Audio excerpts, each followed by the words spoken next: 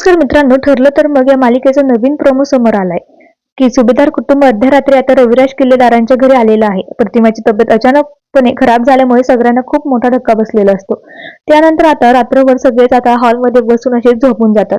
तर सगळ्यांनाच रात्री डोळा लागलेला असतो, पण मात्र सायली रात्रभर जागी असून प्रतिमाची सेवा करत असते, काळजी घेत असते.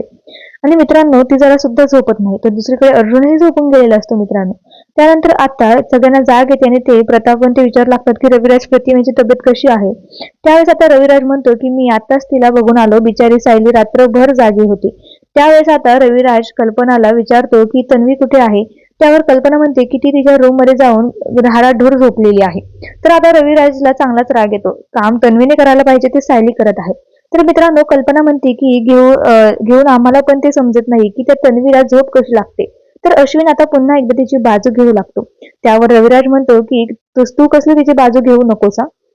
प्रिया जी आहे ती हल्ली मला अजिबात पटत नाही. मला वेळेतच तिची कान उघडणी करावी लागणार आहे, नाहीतर वेळ निघून जाईल, असं आता रविराज म्हणतो. तर मित्रांनो, आता